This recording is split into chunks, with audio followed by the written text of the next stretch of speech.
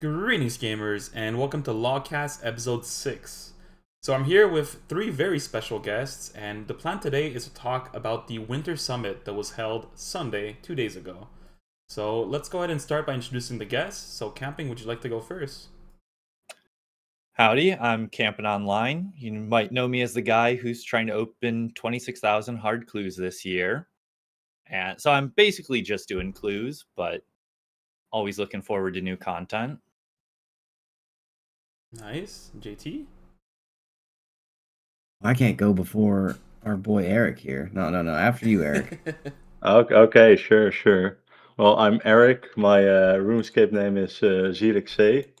I'm known from literally nothing, I think. So yeah, it's gonna be a fun cast, I hope. All right, I'm JT. I've recently de-ironed. The good life is upon me. I'm one of the leaders over here in Log Chasers, and not my first adventure on the Logcast. Same as camping, so excited to argue and be a little contrarian for fun. You know what I mean? For content. For the content. How is the D-Iron treating you, by the way? How are you feeling? It's good, man. I haven't had this much fun playing the game or motivation in years. That's good I then. When really was wish I that? would have done it sooner. Sorry? How long ago was that? Well, I de-ironed in the middle of sailing release, but I've been traveling. I was traveling pretty much majority of the time after sailing came out until the end of December. So I came back. I finished 99 sailing. I think New Year, like right before New Year's, and I was traveling again. I came back, and now I am kind of like 2 weeks into being a main account, like fully, and it's been a good fun. Was sailing the straw that broke the camel's back there with, having to like get all of the supplies to upgrade your boat and you're like, that's it. I'm done. No. I started this process 90 days before sailing even came out because my timer was 90 days. Oh, okay. Yeah, I didn't know the timer went that long. Eventually, I was just like wondering, is he actually going through with it, or did he change his mind? Because I actually didn't know it was that long. No, it is that long if you select the permanent game mode. But if you don't, I think it's 7 days. Yeah, if you don't have permanent on, it's only 7 days. Like, it used to be impossible for a while. Yeah, I think they added it because they had like a lot of support stress, because there's always going to be people that change their mind even after choosing permanent. Yeah, before I think the way you do it, it was like a bug by reverting to Greenhelm and then not paying membership. I don't remember the exact procedure, but Yeah, you now at could least you can revert to do it. Greenhelm and then you could de-iron that way. It would stop you from having to deal with the permanent like the permanent Iron Man status. But yeah, when they changed their way they handle it in their support system, they basically made it so that their support staff doesn't have the option to interact with your de-iron. I reached out to Mod Knox because he was part of the player support team for a while, and I was like, "Listen, man, like I own the account, so if this is an account security issue thing, like it's not a big deal." And I was like, "Is there any way that they can accomplish this stuff?" And they're like, "No, like player support cannot touch this. You have to wait the full time." Damn. So yeah, it's okay. I just took a break. I just full blown like played other games. I was gonna AFK some stuff or do like AFK clogs, but every time I logged in and I was like, I'm gonna be in the main account soon. Like this would be so much faster if I was a main. I just stopped doing it. So It killed your motivation. yeah, for sure. It's good to disconnect for a bit as well. I feel I always get like back way more motivated after a break. Yeah, no, for Agreed, sure. I same. definitely feel that. And to go back to camping, how's your week 4? Week 3 of your Week 500 hearts? 4. Week 4, nice. Pretty good. Still pacing well. Actually, ahead of pace with like additional hard clue redeems from like channel point redeems. So I think we've opened 2,100 hards in January. So it's been Damn. pacing well so far. And this was the first week that I had to like actually grind work as well to make sure I had rent money, and we still got there.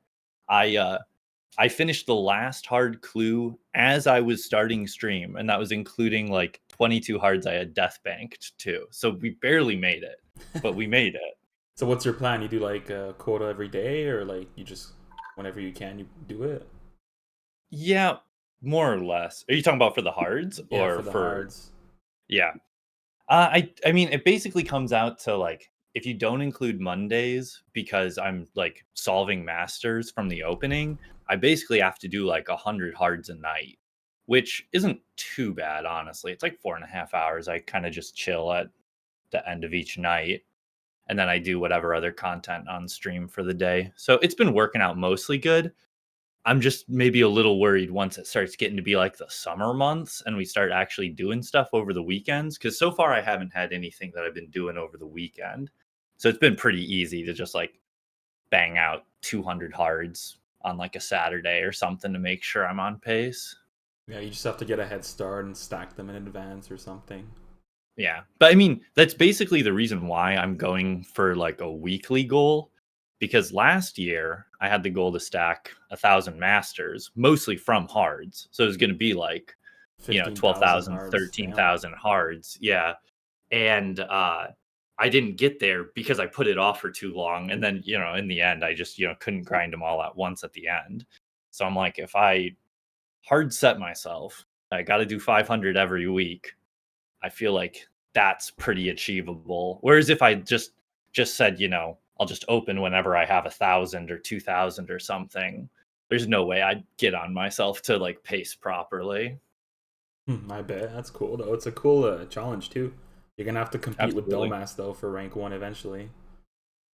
Yeah, I've been looking over the high scores page. Obviously, Jace is rank 1, but he hasn't played his main account in months. I don't think he's even touched it since he made his iron.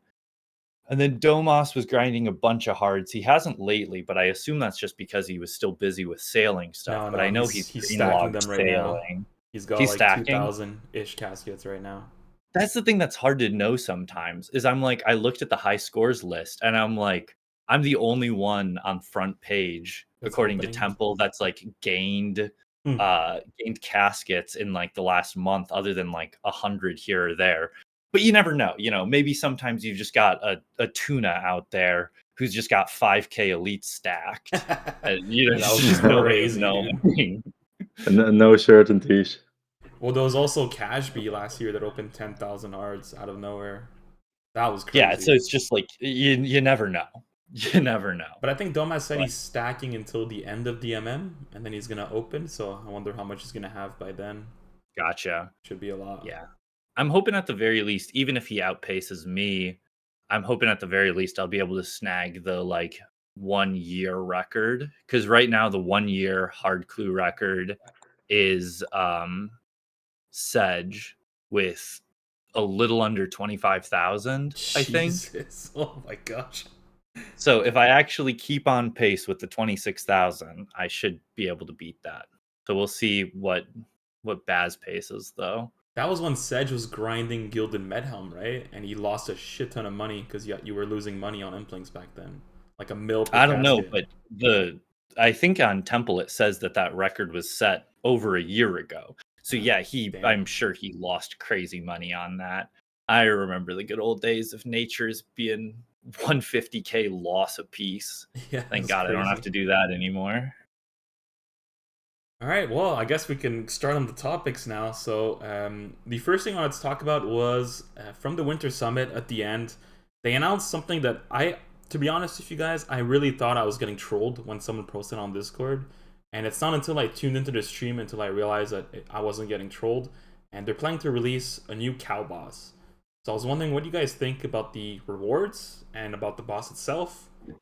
It's apparently a free-to-play boss. The rewards, if I'm not mistaken, is a teleport to the cow pen and a bottomless milk bucket. And is it cow slippers? Did I get that right? I think so, yes. They had some like melee hand weapon or something like that too, right? Like some little defender-looking thing. Yeah, it's going to be an offhand that's like round steel defender level, I think. For free-to-play? I think all of the rewards are members only. Ah, okay. Yeah, I did see a post that like looked into the max hits if you apply them to free-to-play gear. And I think it would only get you a max hit on the rune Warhammer and nothing else. So if they go through with this, I think they should be free to play. Because come on, man. That's really Um, funny. I'm here for it, giving it to free to play players for sure. And personally, on my personal agenda, I would like the amulet to also teleport you to the northern cow pen, because that would be like very nice for easy clues. I think it should 'Cause be able to teleport you to any dairy cow. I think that makes is it just the one Lumbridge cow pen right now? I think so. I think so. Give it to any dairy cow. The one in the one south of the farming guild could actually be pretty good. For the hard clue step. There's that hard clue step there. There are some master steps that are like Raldo steps around there too. I don't know if that would be better because there's also the Battlefront telly there too. I don't know. Give it some extra stuff. I feel like it's niche enough. I think it's a waste of time. I Personally, I I just think don't it- understand why we have people spending time on a piece of content where they said that they literally said that Scurious was too far into the game for people to accomplish, and I think that's so silly. If you just full send quests like any introductory player is supposed to be doing is like getting their XP from quest sources, I just don't understand why they're spending time on something silly. Then on top of giving it a pet that we're gonna have to spend all this time doing, like this early boss is gonna be ragged by endgame players for 3 months. Are they actually giving it a pet? Yeah, they're giving it a pet. Oh, that's kind of funny. Dude, I want my little cow pet. I used to be like a bit cynical about content like this. I was with the Scurious release, but especially with the influx of WoW players, you really saw what kind of impact Scurious has. So I don't know if this cow boss is gonna achieve anything, but it might. I don't know. Dude, I'll be perfecly It's honest, and it's probably a hot take, but I'm more excited for the cow boss than I am for DMM. So, Let's True. go.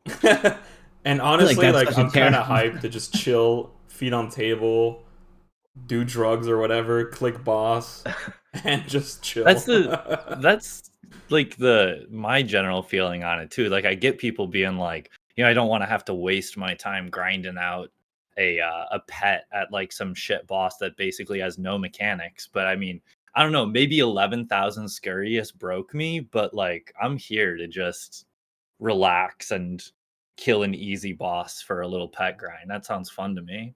I don't know if you guys noticed though, but in the video that they were showing, the JMod that did it did like 12 kills or something, and their PB was 6 seconds. So, Oh my god. assuming that they weren't in absolute max gear, like you probably can one shot it with a Crystal Halley. So if that's the case, Oh, I didn't even think about Chow. you could probably get like massive kills per hour. So I don't think Back it'll transfer be. You just know Wazoo. Molgoat Kirby is gonna go crazy on that. Yeah, he's gonna get like a one tick world record or something. What are you gonna say, JT? Sorry. I said just a bunch of spec transfer alts. Yeah, it's double declaw and it's dead, and then you just keep going. But I mean, I don't necessarily think it's like required for the game, but at the same time, I'm not opposed to it. I like low level bosses. It's chill. It's like a good break from high APM PVMing. So I'm okay with it as long as the pet is not ridiculously rare. The bottomless milk bucket is kind of stupid, but it is what it is. I think it's very funny as a reward, but I did see that and I'm like, what am Like, I where is it ever gonna useful? Like, possibly use this for? Like, even as a meme, what are you ever gonna use this for? Like, who makes do think it's a pies hangover manually? cure? Like, maybe You guys don't make your bots. own butter in game? What's wrong with you? Where's your work ethic? Isn't that dude. like a 30 tick action or I something? know, right? I was Dude, gonna yes. mention it. I think if you, I don't know if I have this correct, but it used to be if you wanted to churn a full inventory of butter, you would idle log. That's crazy. That's so funny. Wait, Yeah, I speaking- might have it incorrect, so don't pin me on that. But that's 5 minutes, so 28 items, 300 seconds, 10 seconds each. If it's 30 ticks, yeah, you're right. Speaking of ticks, like ticks taken, did you see that it's also the milk bell or whatever is going to reduce your ticks to milk a cow from 7 to 6 ticks? So That changes That's gonna be everything. game breaking. Yeah. It's gonna be game breaking. But then again, that out if of you have everything, that's the what they need to nerf. bottomless, if you have the bottomless bucket of milk, that's kind of useless. So, Well, it lets you fill up your bottomless milk bucket faster. ah, okay, I I'm see. It's not I'm like so tired of this power creep in the game, man. I know, This needs to right, stop. dude? It has to end somewhere, and this is where I'm putting my foot down. this is the start to RS3. We're gonna remember this in the future. Honestly, worse than Evolution of Combat. The final straw that broke the cow's back, not The the, cow's camels. Okay, well, I mean, it is what it is. To be honest with me, I think hopefully they don't put too much effort in this boss and it just kind of releases and they can focus on other things. But I mean, we'll if see. it is supposed to be for free to play players, you'd have to assume that it's like, O-bar level, basically like no mechanics. Well, I mean, like, even if they have prayer mechanics for free to play, like, you have to go run to use the altar every time your prayer runs out. So you do like 4 kill trips. Like, I don't think they would like incorporate prayer mechanics because they talked about wanting a boss for the first few hours of the game. So Mhm. at that's a good most it point. might be a movement thing. A movement thing? I don't know why I did that. Oh my gosh. But I was even thinking, I'm like, what type of movement mechanics would you do? But I guess it could be like, you just have to move from, like, it goes to do like a stomp in front of it or something. And then you just have to move to the side. I guess that would make sense for Or like just a movement move mechanic. one tile back and that's it. Something simple. Yeah. Yeah, I don't think they're going to be having like Fasani's Nightmare Shadows coming up or something. Fucking Doom 6 Yeah, I was flicking gonna say- prayers. Like, The Doom Ball showing up in the middle of my cow kill. well, yeah, I guess time will tell. I think they said that's releasing in February, right? It's pretty Give quick us- here, I think. Yeah. Oh, Give us soon. awakened cow, man. I want my milk sorry. Sorry. Yeah, dude. I want my awakened cow kit, right? We have Blorva. We have Radiant Want my- Oathplate. Now my milk sorry is coming. I need it. White Missouri? It's about Yeah, time. white Missouri. To match my quiver, dude. It'd be sick. Milk sorry. Nah, Just changed my radiant mind. studded leather. Alright, well, I mean, we'll see what happens with the milk boss or cow boss. But let's move on. So, there are the other things that were discussed in the Winter Summit. The first thing that was talked about was the DMM Annihilation. So, I don't know if any of you guys have actually ever played DMM before. No. I haven't played either, so rip. I briefly played when the original DMM launched, but I quickly realized I was just fodder for better PKers. So I moved on. The only thing with Deadman that I'm excited for this year is All Stars, because that's coming to the US. So I'm like, I don't even care at all about Deadman mode, but it might be my best chance to like go to a RuneScape event and not have to spend $1,000 on a flight over to RuneFest. Are you close to Detroit? Is it Detroit, right? I It's think- being- I'm literally like 20 minutes away from the venue, I think. Oh, that's crazy. So- You have to go. I checked for That's what I'm a saying. 14-hour Yeah, you need drive. to. I'm like, nah, I'm The good. Detroit airport Jeez. is beautiful, though. It's really nice. So Big I- fan of it. I'm probably gonna go to that as long as tickets aren't like $150 or something like that. I'll probably go. I've already convinced one of my friends to go along with me. I think tickets go on sale on like the 21st of February, so I'm keeping my eye out. What's cool too is that this does open up the door for potentially more US events in Yes. the future, so that's also nice. I'm assuming that's why they're doing like a Deadman mode for it, as just like kind of testing the waters, but like not having if they did like a US Rune Fest, they'd have a bunch of pressure for it to be like really good and Yeah, a it's big good, event. But for stepping this, stone. it's like, yeah, exactly. Like they can kind of test the water, see how interested people are. Yeah, I think I know Eric had mentioned like the people who came over from WoW, like all of those WoW streamers who came over and started playing, brought a lot of NA players into the game. Mhm. So I think that's good for the grand scheme. Just being able to bring events over into the US too, for a specifically EU game. Mhm. Yeah, I mean, like when I look at my YouTube analytics, still like 60% of my audience, if not more, is US. So it's Wow. like there are still a lot of RuneScape players in the US. That's interesting. We should compare because I think I'm 30% US. I'm mostly Really? I European. think really. I want to Damn. say I'm like 60 US, 30%. I'll double check But after the cast because I'm actually intrigued now. it's a weird 50-50 though, because just with like when I stream, most of my like regulars on the stream are over in the EU. But that's because I stream in the middle of the day for US people. Yeah, so it's evening for them. Makes sense. All right. Anything else you guys want to bring up for DMM? I'm excited for the content on YouTube from it, though. I like watching. I mean, I'll see who ends up properly doing videos on it, but I like watching the YouTube videos on them. So I'll probably watch 1 or 2 creators. I'm not really a I PK. might try out. I might try out the one after this. They're like slowly whittling me down. Starting to look better and better. I'm just not quite there yet. Just got to use DMMs to green log pieces of Wildy while it goes, and then by the time you're green logged everything out there, you just do the DMM after that. Good time to get your wildy bosses. All right, cool. So the next topic I wanted to talk about was League 6 that was announced as well during the Winter Summit.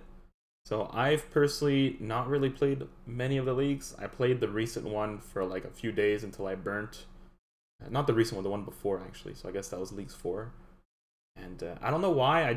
I can't do temporary game modes. The fact that I lose all my progression just kind of dissuades me from wanting to play. I don't know about you guys. I just always have too much stuff I want to do that I like. They look fun, but also at this point, a lot of it, like there's been so much League's power creep that I'm like, am I really that interested in just like smashing bosses and not having to do any mechanics for a temporary game mode when there's a lot of like drops I need to get in the main game, you know? That's I know. fully Personally, I'm relatable. excited.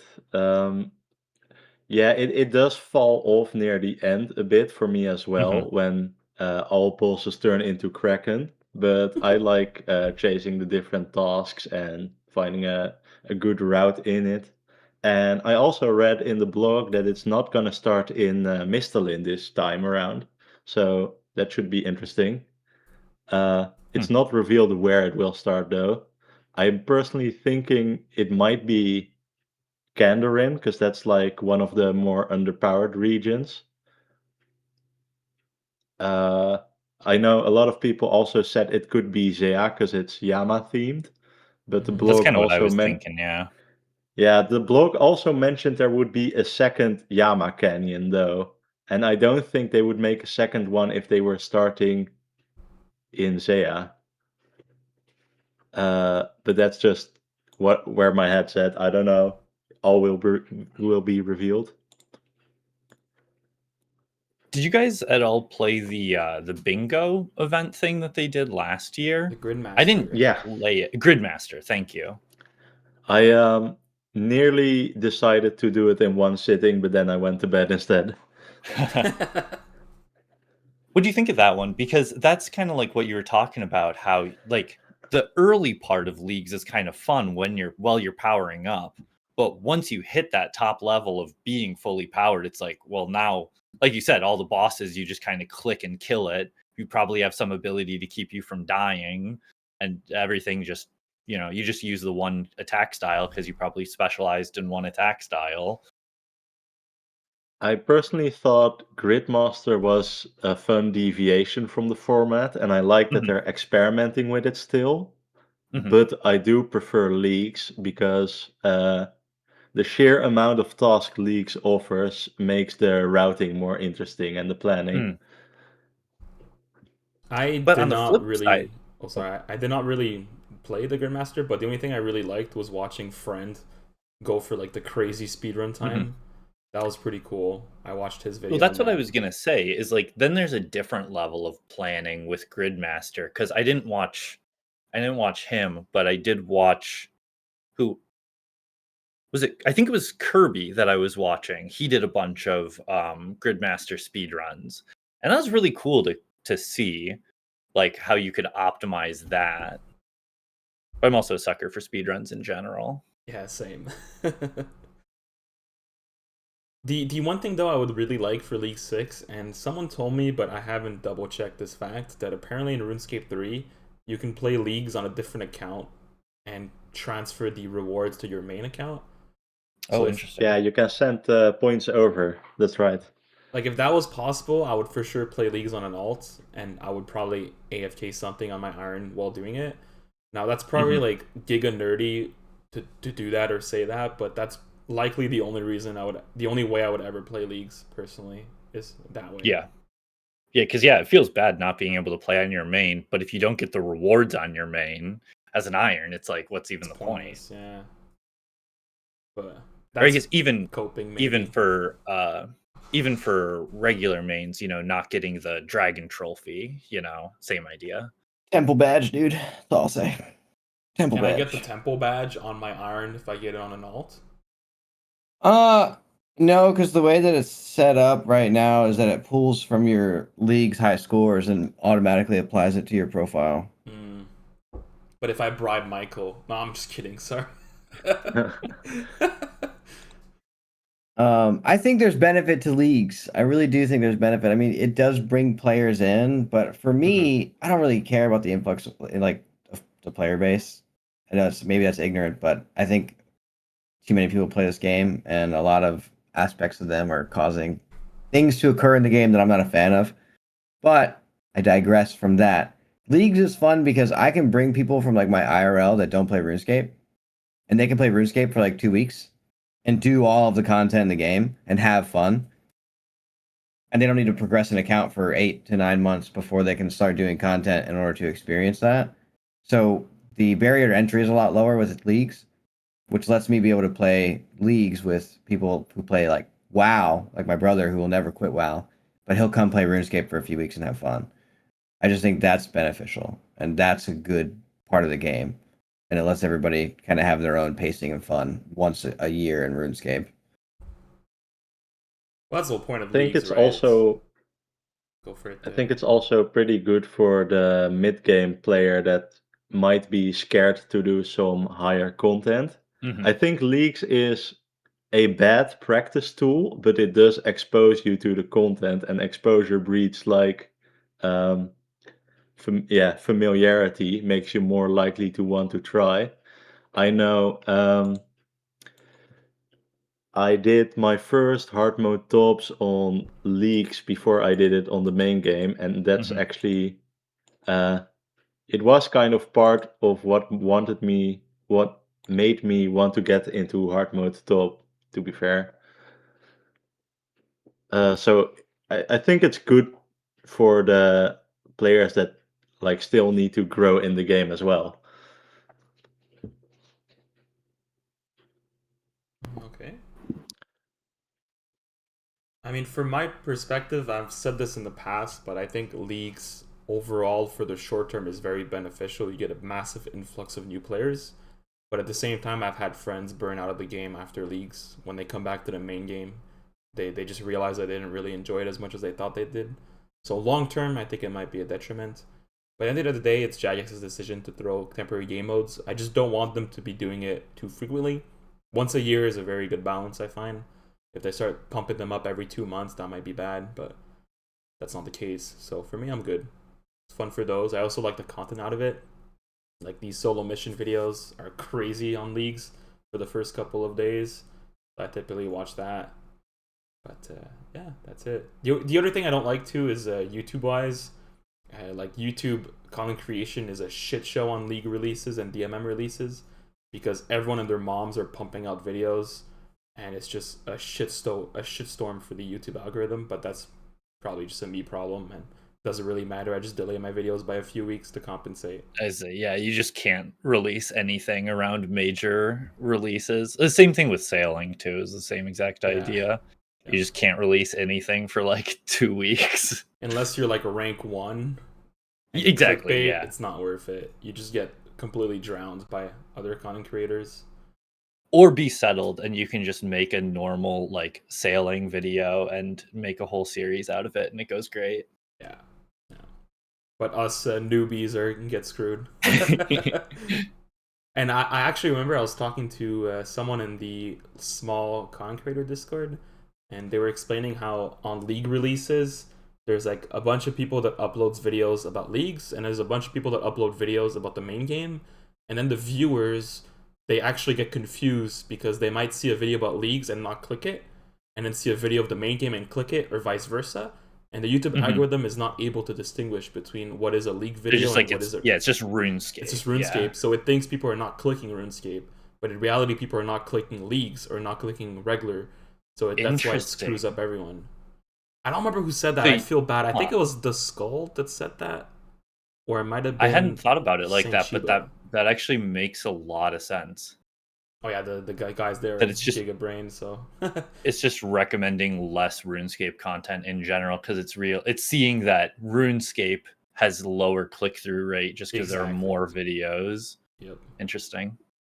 So that makes a lot of sense. So I typically just delay my videos by a week and whatever, bite the bullet, work on other things, or so yeah.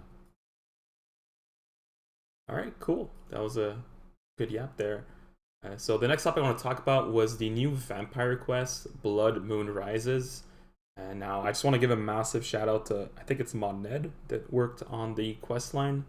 That guy is very dedicated on questing, so that's really cool that he's involved there.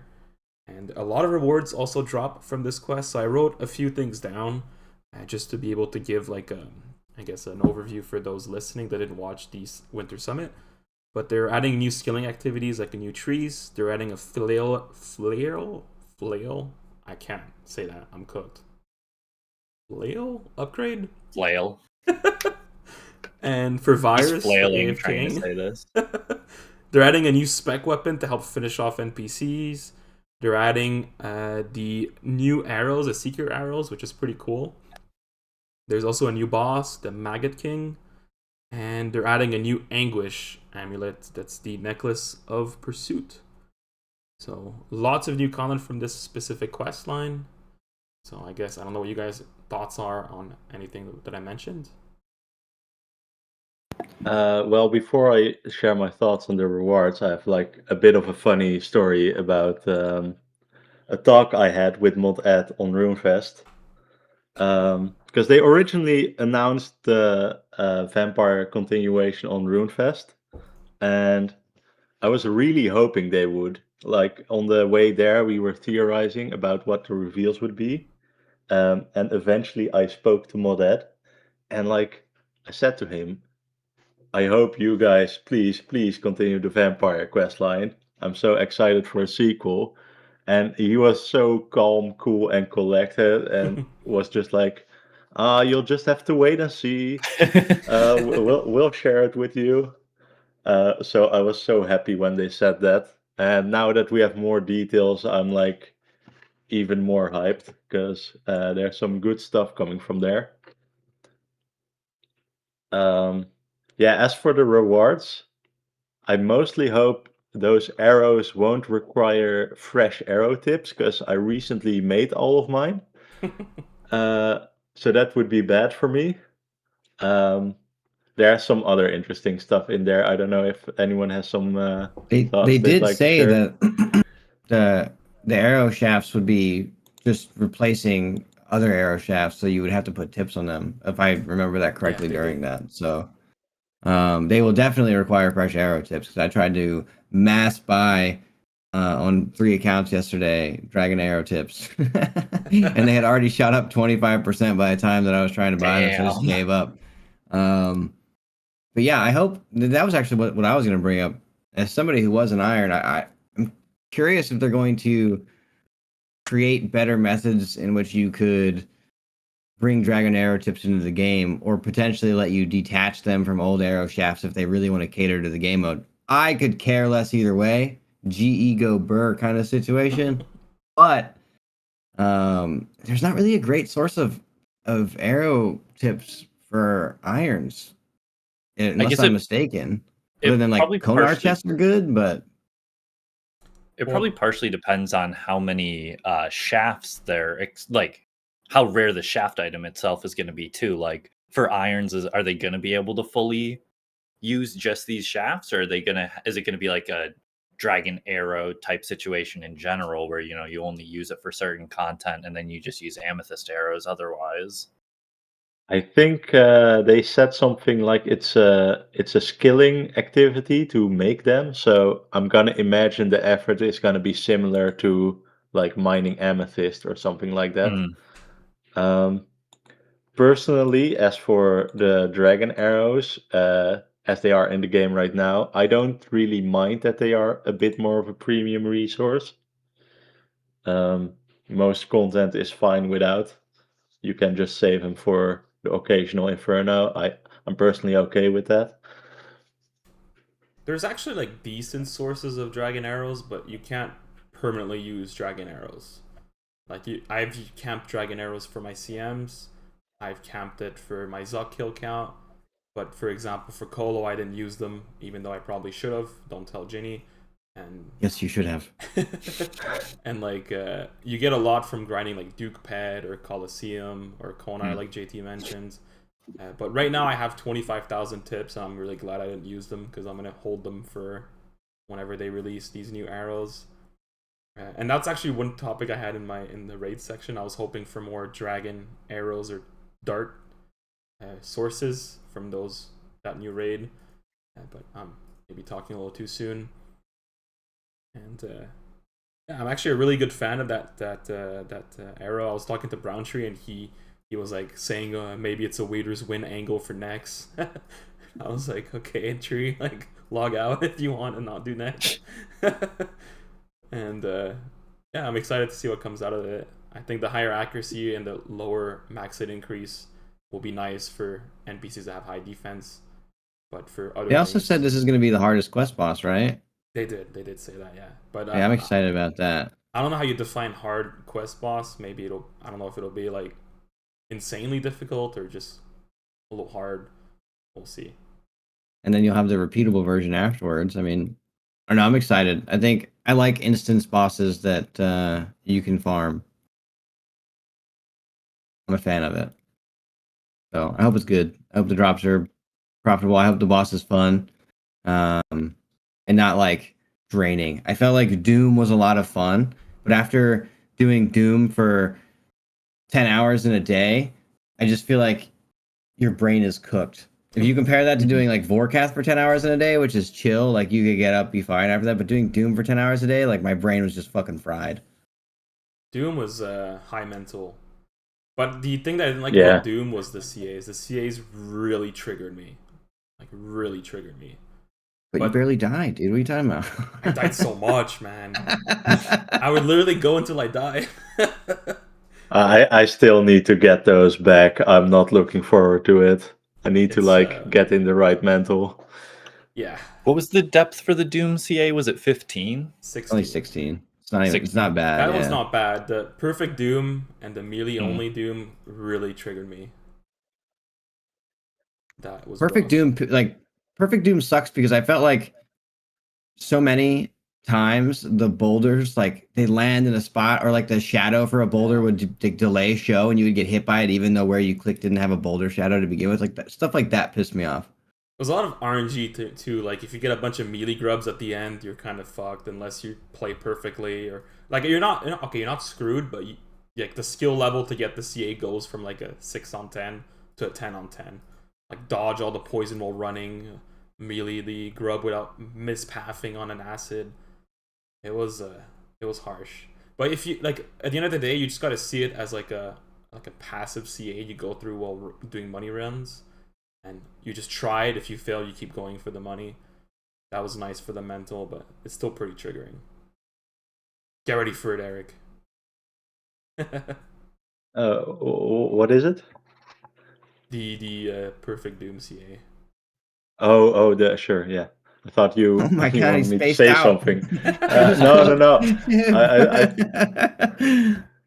Yeah. I'll make work of that soon. Sure. What do you guys think of the spec weapon on that boss? Because I feel like there's not much room between Claws and Voidwaker, and it's gonna be something similar. Yeah, I literally wrote that in my notes. I said, "What's the point if you have higher accuracy when Void Waker is 100%. But maybe I don't understand properly the way they explain the spec weapon. But when I was reading it, I was like, okay, I'm just gonna use a Void Waker. I actually haven't read up on that, but I guess the only place that I could see there being a place for like a new melee spec weapon is if you go for like more of an upgrade on the Chally or something, where it's like a strong last hit weapon that has like a high tick delay. But I don't think that's what this is supposed to be, right? I No. think the accuracy checks, it matters if you hit multiple of them. Like with Fang, it just matters if you hit one of the accuracy checks. But I think the max hit is dependent on how many accuracy checks you roll. So if you roll all 4 of them correctly, the max hit is gonna be like, I don't know. Let me read this correctly. It's gonna increase the minimum as well. So it's like a fairly decent thing if you have like good accuracy as well.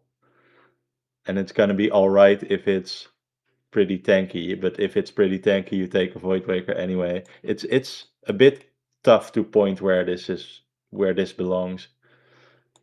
I think I need to see it I, in game to be able to play with it to know where it's useful. It's too I hard can't remember. to. Does Void Waker have min damage?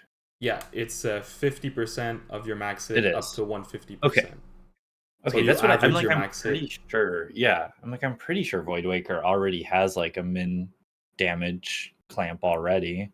Yeah, it's pretty cracked how OP that is, the Void Waker. Mm-hmm. And like, I don't know if you guys read the stats on this, but it has 56 melee strength. That's less than a Dragon Simi. Maybe it's not meant to be like better than Void Waker. Maybe it's meant to be like a side grade under Void Waker before going for Void Waker. I don't know.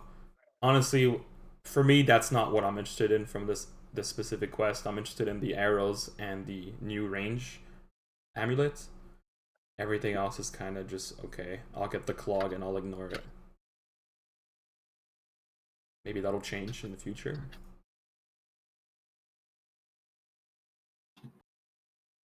Okay, cool. I actually think I skipped something. I skipped Summer Sweep Up. So they mentioned on the roadmap that they also wanted to do Summer Sweep Up, but they didn't actually mention anything to change. They just said based on your feedback. So I was wondering, what do you guys think about what could be improved in the summer?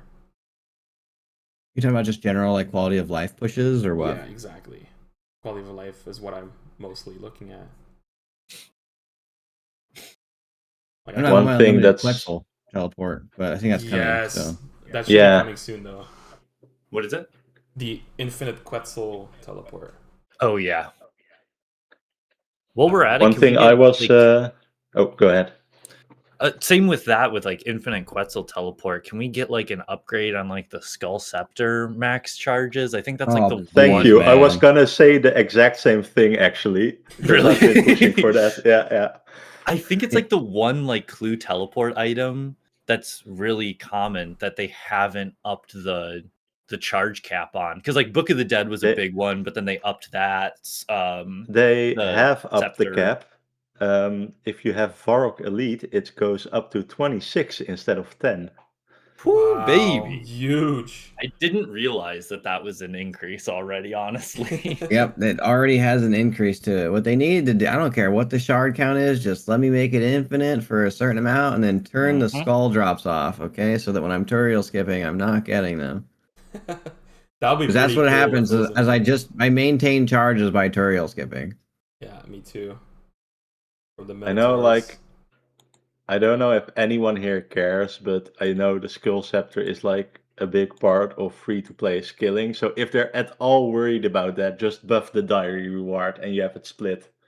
Yeah, just don't make it free to play. Obviously, and that's it. Yeah. You don't want Autumn Elegy to feel bad that he's getting devalued. But would it even be a devaluation if you? I guess if it's infinite, it would be. That's true. Yeah. Is it ignorant to not care about what impacts free to play metas? Like they don't even pay for the game; they just show up and play it like a 5% of it. Why do we care about what's impacting their metas? Maybe that's like a dickhead thing to say, but I do I think mean, it there's is. already precedent for the diary, so I thought I'd just mention it. Yeah. It is kind of funny to me though. I feel like it's almost the same thing as like when they messed with BA a while back, where then there's like the BA group that's like, no, you can't change my beloved mini game. And I feel like it's Oh, the same way yeah. every now and then when they announce like a change to free to play, is you've just got that like it's a small group, but a very dedicated group of people that are like, no, you cannot mess with my free to play. And then you just don't hear from them for like another 6 months after. I mean, Yeah, that's fair. Yeah, it's fair.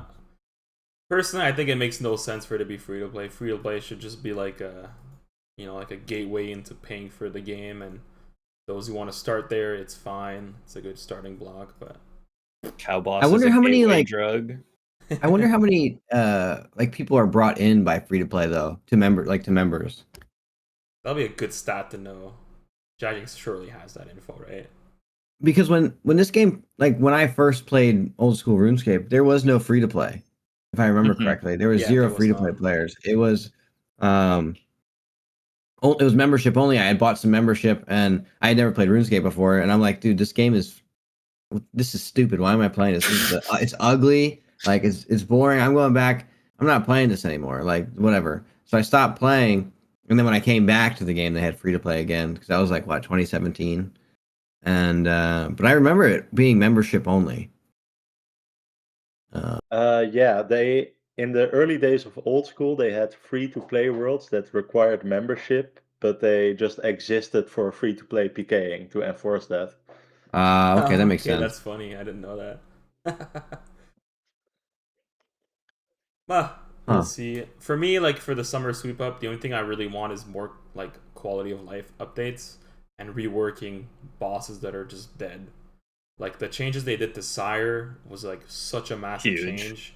The changes they did to Grotesque Guardians to allow you to use a Nox Halley made that boss actually fun now, which is crazy to say because if I said that a year ago, I would probably get. Actually, I don't think I can say that on YouTube, but I would get sent to Lumbridge, you know. But now I it's like really fun actually now. enjoy GGs now. It's crazy. I'm the same Yeah. way. If you ever told me I'd actively enjoy and want to do a full task at GGs, I would have called you crazy.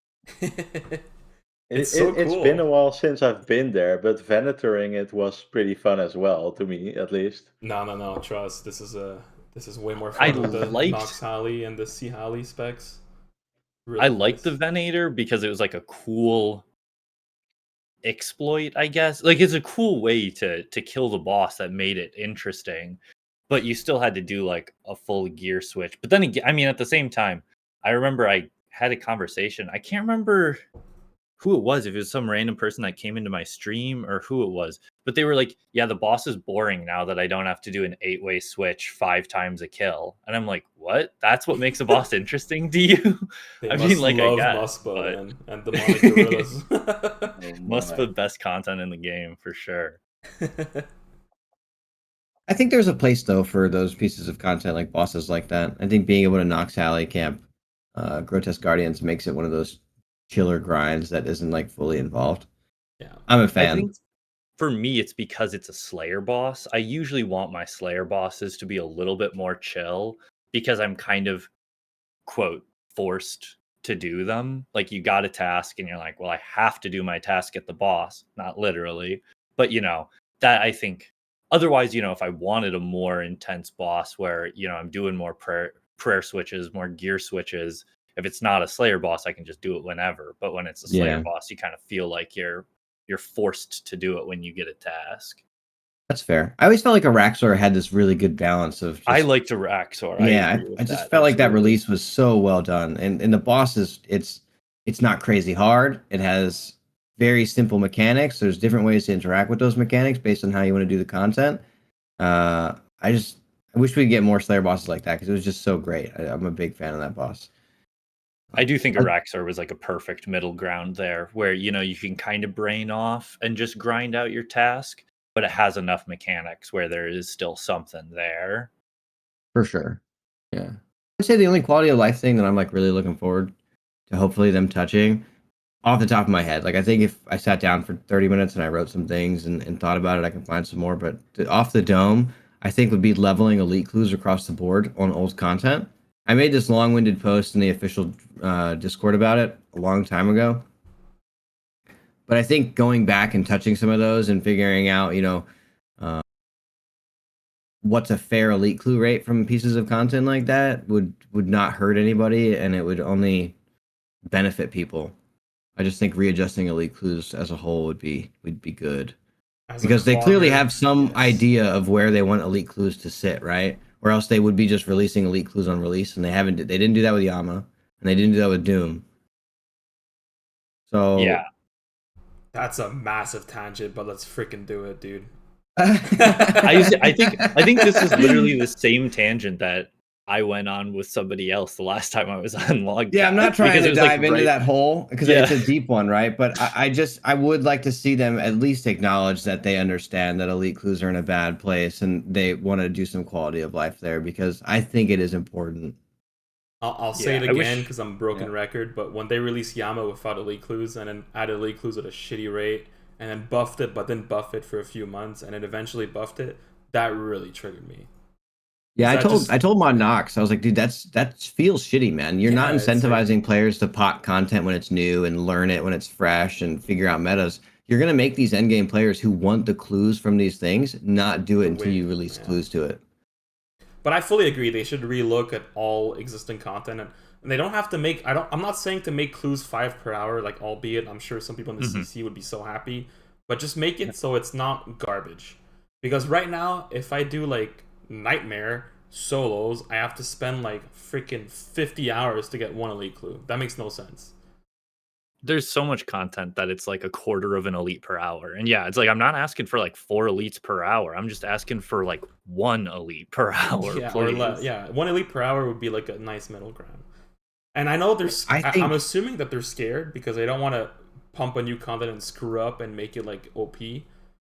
But like just do it. 1 elite per hour, even with power creep, it'll take years until it gets to 1.5 elites per hour. Then it's whatever at that point. Well, the concept there is that I think some of the response that I had received was they're worried about devaluing elite clues and master clues, because elite clues typically, especially for pen hunters, lead to master clues. Mm-hmm. But I think if you were to change like 2 pieces of content, and I think Marnie had initially proposed this. I don't remember who I heard it from. I know I've heard it from Marnie, but making Coliseum, you sacrifice your GP from the shards from your quiver, and instead you get an elite clue.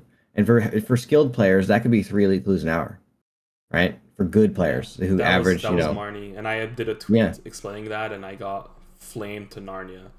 I think that's silliness. And even if you don't want to do something high risk like that, and you want to brain off, you could do relaxed like 30-minute fight caves. I'm talking about like brain off, zero thought fight caves for 2 elites an hour. Then, if you can trade a fire cape for an elite cape too, or an elite scroll too. And you'd lose money too, by the way, because you'd have to spend darts, potions. Yep, scales, exactly. arrows. So I just think that those are 2 places that you could trade like the capes or quiver for an elite clue, where it wouldn't be a ridiculous rate, but it would still be competitive, and then you get more during your pet grind too.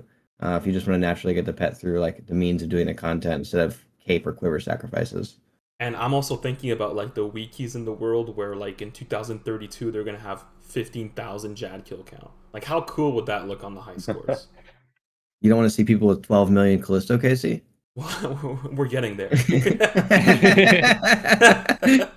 But that's a taboo broke subject. 250,000, right?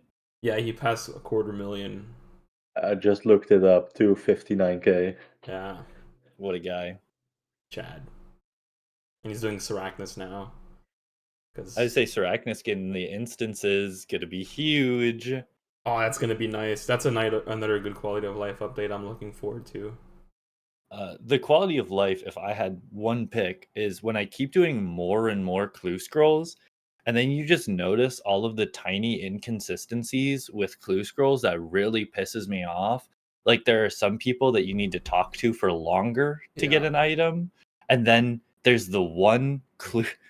Every single time you talk to Yuri for a clue, he instantly gives you the next step, except for the one hard clue Yuri stash at 8's 2 Yep. teleport location where you have to space bar through one dialogue. in order to get the next clue. It shouldn't upset me as much as it does. It pisses me off so much. There's You guys also are I think just- I the recently stash. switched from doing easies to doing mediums, and I think those work entirely differently in that regard as well. I'm not quite sure what the difference was, but I noticed something didn't feel like Mhm. quite as fluid. Well, I There's- think I don't know about mediums because it's been like 5 years since I've completed a medium, Yeah, but fair you enough. feel that a lot with with elites. Elites you can tell are like old and outdated. They don't give you a like a not cryptic, but like when you have to enter a number, you have to click on the clue scroll instead of getting a separate scroll, which I think is how every other tier of clue works. So it's like there are a bunch of weird things with elites that I think also should be streamlined too.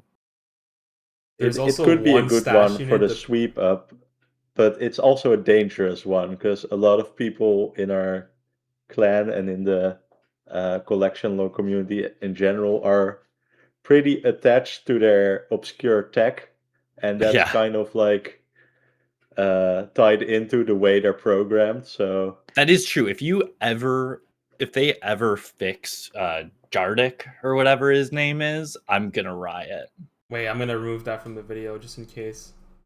Yeah, No, for me, just no, someone just- explained it really just- well to me, and the scare is if we tell Jagix like, hey, your clues are inconsistent, fix them, they're gonna make it worse. It's gonna be that shit is everywhere. probably true. That is probably true. And one stash unit that pissed me off was the Barrow's Master Stash. If you have your armor equipped and you click, Yes, it doesn't store it. nope, I because it tallied doesn't see out, it and I because thought it's I was damaged. cooked. I was like, did I forget to store it? Oh my god, I'm cooked. And then I went back and I realized, oh wait, no, it's bugged. Ah, okay, I see. I lost an elite clue once because I suicided off of the North Lava The Dragon lava one yeah, that one because too. that one didn't work for a second because of the spottier cape. It works now though. I think that one. It does work Yeah. now. Yes, it So does. why But did it I not did work? notice that the Barrows one didn't work. Somebody told me it's because the spottier cape has a different item ID when it's equipped to you because of how like the negative weight works or something like that. So Oh, it just damn. it couldn't notice it when it was equipped versus when it was in your inventory. That's interesting. I didn't know that. isn't there And- something weird going on with the Pharaoh scepter step as well? Yeah, that one too is annoying. Because you It's can't. not, I mean, it's like- working as intended, just the intended way it works is stupid. Yeah, because if you have it, your Pharaoh Scepter equipped or unequipped, it always stores it. It always it prioritizes items in your inventory over items that are equipped, which is stupid because if I have it equipped, it's because I'm using it for the step. Why don't you prioritize the equipped items? That's crazy to me. There's also the other one too, the one in like north of Taverley, the guild. Shit, I forgot the name. The warrior? Is it? No, it's not Warrior's Guild. I don't remember. But the one where there's a statue with dragon boots, and if you try to store it and you have they're the your heroes. Avernic treads, it just dumps your treads in It'll there. store the treads. I And then didn't you know go about you that go one. to do That's your boss funny. task, and you're like, oh my god, oh I lost him, oh, and then you have a massive panic attack until you realize you didn't leak clue and you store it there. I had that happen to me a UIMs couple rejoice. times. I had that happen to me a couple times with the Eternal Glory, where I'd accidentally put the Eternal Glory in the stash and then be like, "What? Did I get PK'd and not notice it? Like, where did my Eternal Glory go?" Yeah, that's but I mean, honestly, I think the effort to like standardize all the clue tiers is massive. Like even if I'm thinking for myself, if I wanted to find all the like issues, I would have to solve like thousands of clues of each tier to figure out every possible location. But I don't know, man. For me, there's bigger fish to fry, as you would say. That's probably true. Probably true. Maybe it's just me doing thousands of clues every month that I notice those small things. Man's doing Or, like- 26,000 hards and like, hey, you're losing a tick here. It's annoying. It's crazy, man. What can I say? There's an easy clue step. When I was doing my 19k easies, there was one easy clue step that always pissed me off. It was the one where you have to talk to the Northern Al-Kharid flyer guy. Yeah. Because if you click Oh, on I him know. every Yeah. time he talks, it cancels your action. So you couldn't click on him from far away. Otherwise, he would talk and then it would cancel your action. Oh, Ali the leaflet damn. dropper. I hate Yeah. you, man. I didn't know Hate that him. one. Hate him. One that pisses me off is the games room basement all nude. Because Mm, if you want to like quickly drop a few items so you can unequip a couple I get things, a message. it'll you always have to add go because it's an through a instance or confirmation. something, right? Yep, I forgot about It's that. not even an instance. I think they did it because if Lures. you It's because of lures. it, now if you accept a games room invitation, you get placed into another room, so it could be used for scamming. Oh, There's a lot that of makes lures sense. back then in the day at that location. All right. You never talk about clues in collection log podcasts. We just go crazy. I'm so sorry. It's I- okay.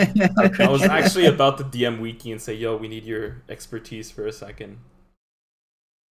But no, let's move on to the next topic here. And I'm actually kind of hyped about this one. So, bingo features in clan chat interfaces. So, they were talking about implementing certain bingo features. Now, I'm not sure what the level of detail is. Personally, for me, and I'll just be perfectly transparent, like I think it's a cool idea for events, for like more casual level events. I would like to see some like boss of the week type of events that could be held there that would track like the uniques per player or something like that.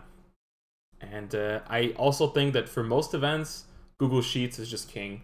It's hard to beat Google Sheets for specific events like battleships or stuff like that. And I would rather them see put their efforts instead of clan bingos into clan expansions or multi-clanning, stuff like that. I think that would be more beneficial for the game as opposed to bingos, but maybe that's just me and we've held so many bingos on Google Sheets and I'm used to it now.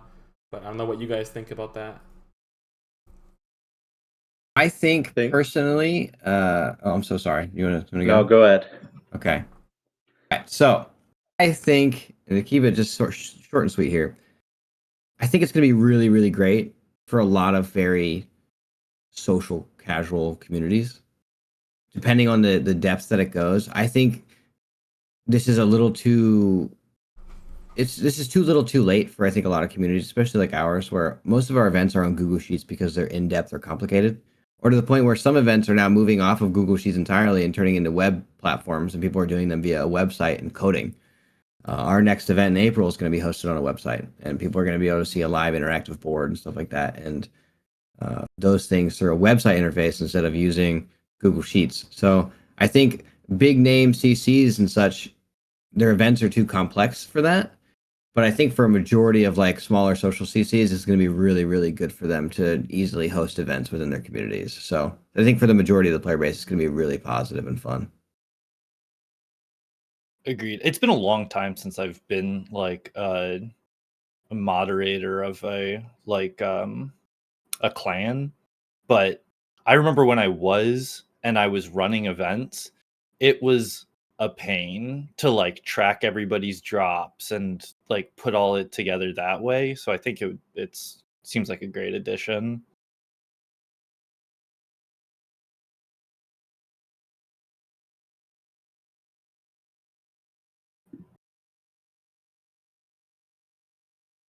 So I guess I went to piss. that's all on that. Yeah, okay.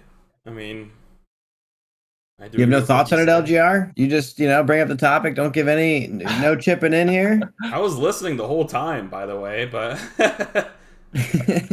I do like what you said though about like for casual clans, it's definitely nice because I will admit, like I've hosted bingos back in the day in like 2020, and it was hard back then.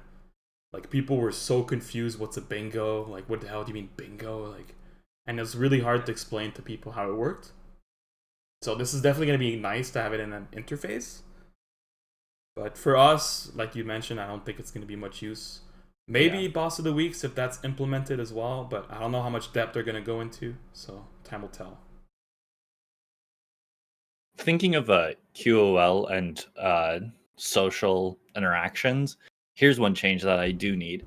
If somebody PMs me, let me PM them back, even if they have their settings set to friends.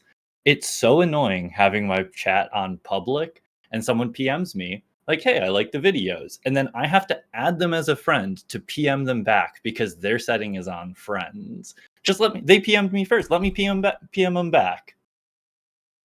Damn, camping. That's some popularity problems right there, man. Is that not something that you deal with too, LGR? I'm like, surely he's I running have into a this big as ego, well. and I play with private off all the time. Wow. Yeah, massive ego See, haver. I'm a man of the people, and LGR, he's just not. But if you DM me on Discord, I almost always answer, unless I see the C word, then you get ignored. Yeah, C word is Callisto, by the way. Yeah. I don't know why, but like, I used to play with private on friends, but playing private off, it's just nice. There's no clutter on your screen. And if I want to talk to someone, I just use Discord anyways. So for me, it's just, I liked it better that way. Like if you look at my old clips of when I got my shadow, there's my PMs are just filled with like people yapping and kind of clutters it. But I don't know, man. Maybe I'm autistic or something. Probably. That's why I don't have PMs show up separately. That way I have to actually like click on the PM button. Yeah, that's true. But then again, Camping, you make fun of me for playing with private off, but you play with your clan off. So we're two It's different on. people. I just don't read it.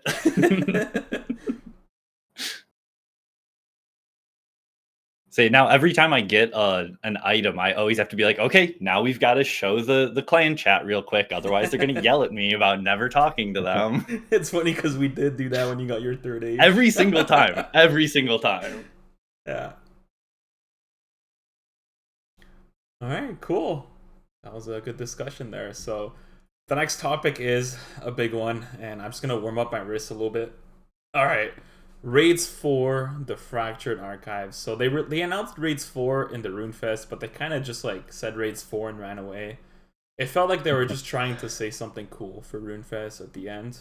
But now they actually showed like a little preview video of the Raids 4, but they didn't really say anything else in that, so it gives a lot of space for us to interpret what they are trying to do or make some predictions.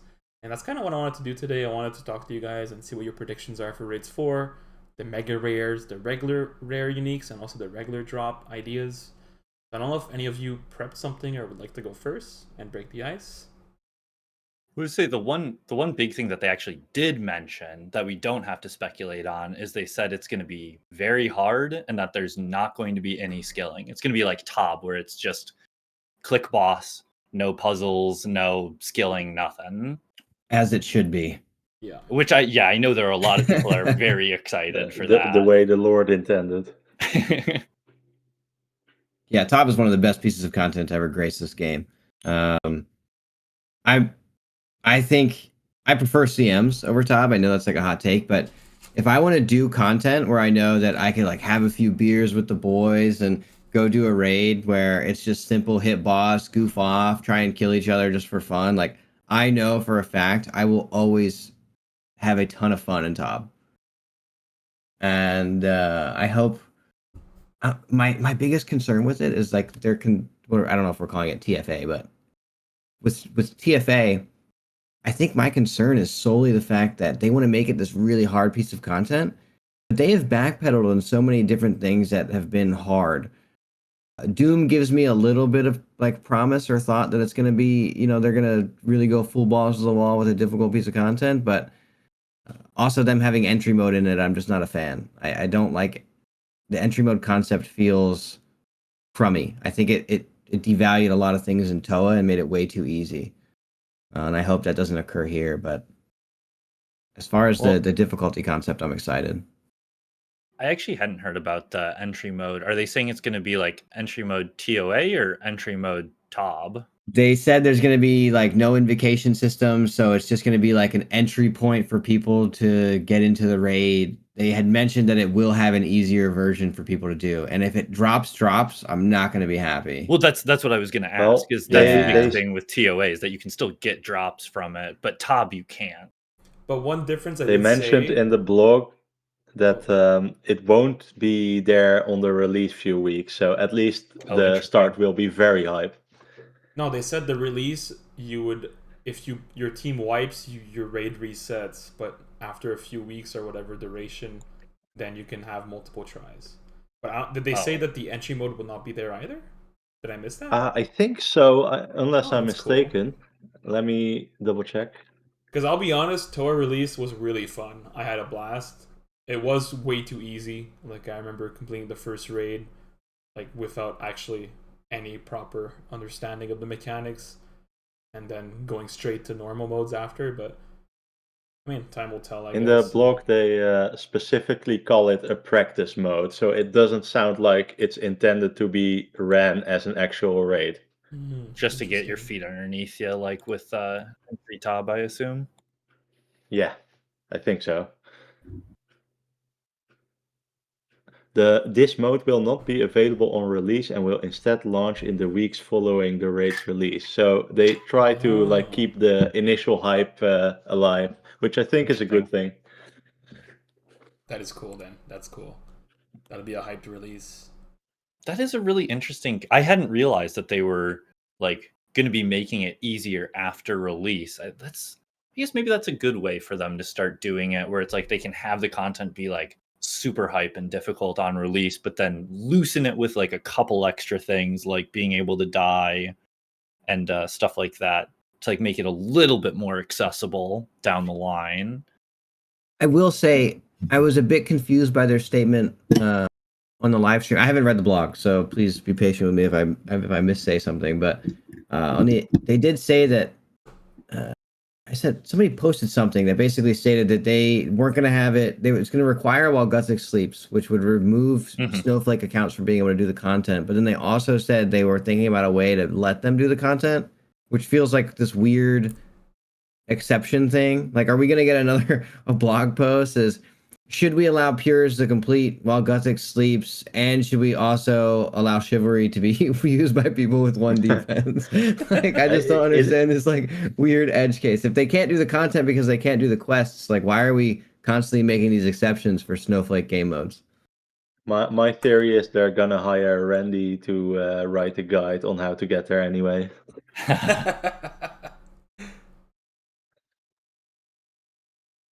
Now it's a bit strange. I don't know if I should comment much on it until they have like clarified what that means, because I don't think they're just gonna completely alter quest requirements. But what do I know?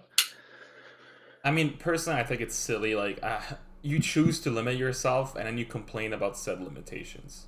It's like if an Iron Man complains about not being able to use a Grand Exchange, like just de-iron. Like, why are you complaining about that restriction? But I'm sure they're gonna change it. I would probably, if I was a betting man, I would bet money that they're gonna make it pure friendly somehow. What are you guys thinking about the mega rare? Like, where's the mega rare table? Like, where's the space to fill that like the reward space there? Because I thought yesterday for a while it was like definitely a shower thought moment. I'm like, what could possibly come from this raid that would be impactful in this game right now? Somebody had made a comment about gluing your capes together. You know, boot glue. We got a Vernic Treads, which I think would have been a great reward space for a rare thing from a raid because it is so Agreed. powerful. Yep. But I was thinking maybe something along the lines of for like smaller bosses, maybe we get a defensive shield or like I don't know. I'd like to see them expand on a space that makes one-handed weapons a little bit better and more competitive. But I also I don't know. I think people are worried about devaluing old mega rares. Well, that's why I was like, the only thing I could really think of for like a mega weapon was like a mega crossbow, since we've already got a mega bow and it was the first one. So I don't know, just start rotating back around, just give one-handed megas to each attack style the next time around.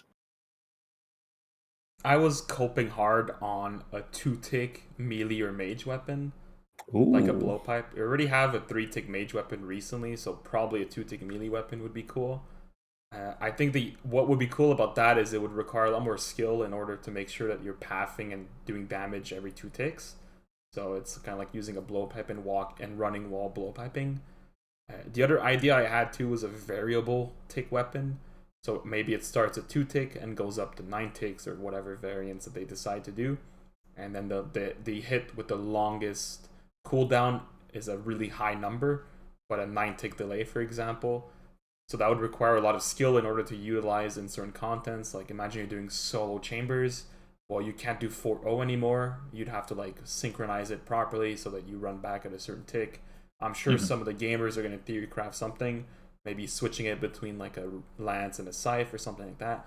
But a 2-tick or variable tick weapon for melee would be super cool. I actually suggested that yesterday in CC. Something in that nature. I have, but the opposite direction, if you will. So it starts as a high tick weapon. So like, let's say it starts as a 9-tick weapon, and then it becomes a 6-tick weapon after the next swing, and then it becomes a 4-tick weapon after that, and then it becomes Like a a 2-tick Gatling weapon after gun.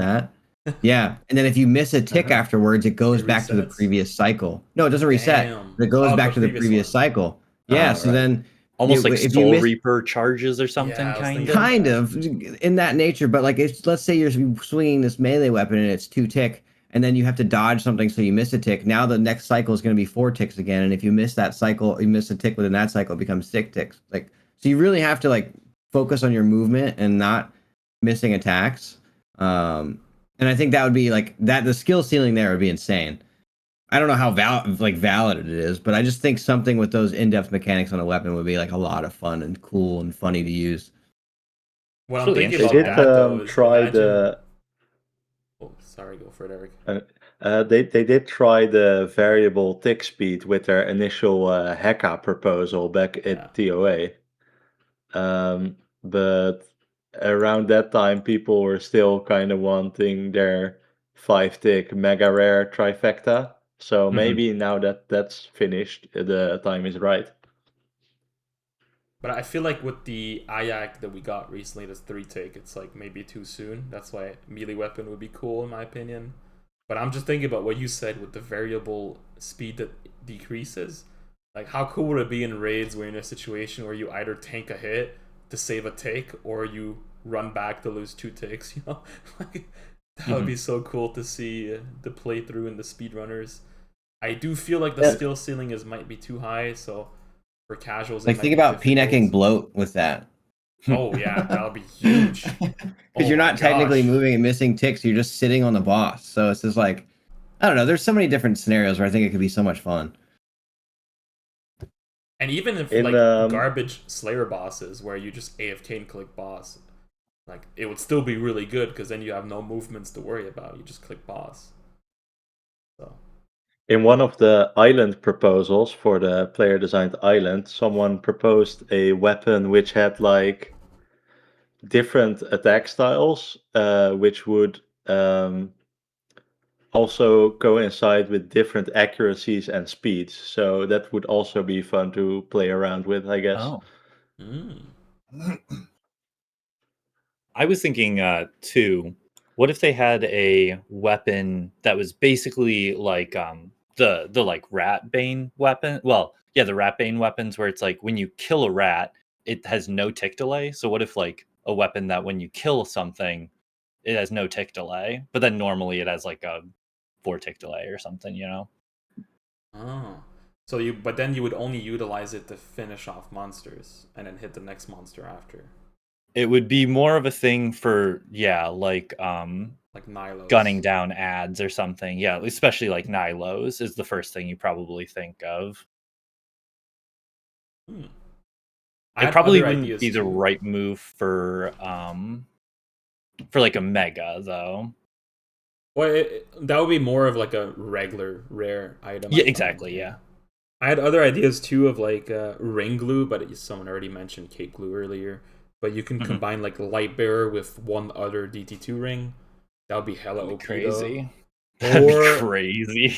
The alternative is you do a ring glue where you combine all 4 DT2 rings, but you get half of the, kind of like the Brimstone ring did with DKs. You get half of the the increase in accuracy or strength from each ring by combining them. So that would be nice for like instead of having to switch your rings all the time in certain bosses. But the issue with that is the light bearer is too strong, so I don't know how viable that would be. And then the last idea I had was a blessing slot that had potential like damage buff or damage bonus, but as a mecha rare from a raid that feels kind of bad. So that could be more of a regular unique, I would say.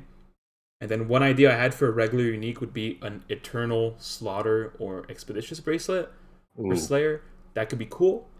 And you can even expand that further to, from Slayer you can get the Eternal Gem that can be combined to the ring, but maybe you can get another type of Eternal I don't know what to call it, not gem, obviously.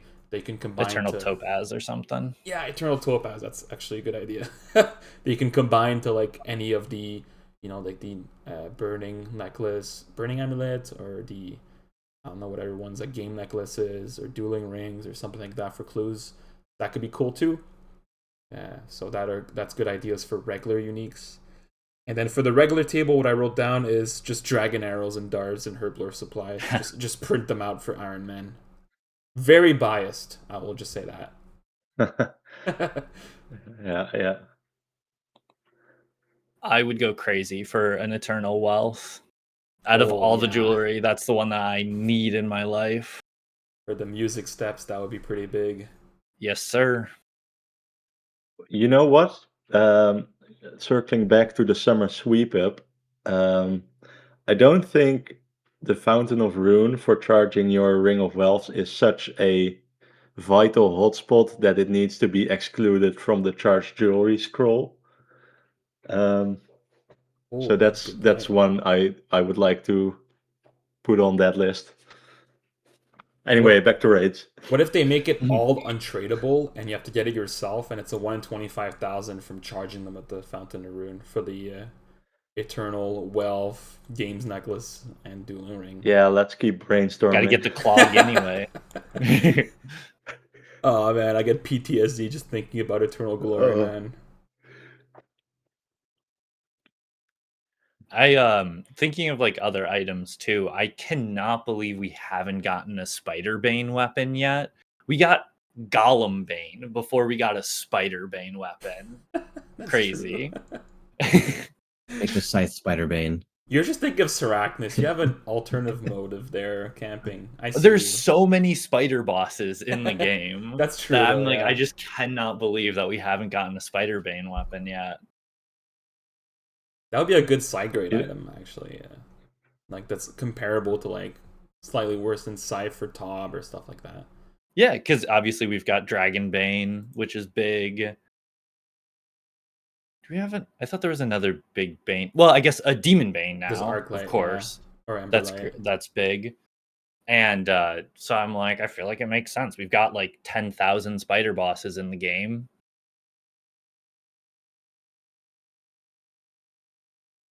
Cool. Any other ideas?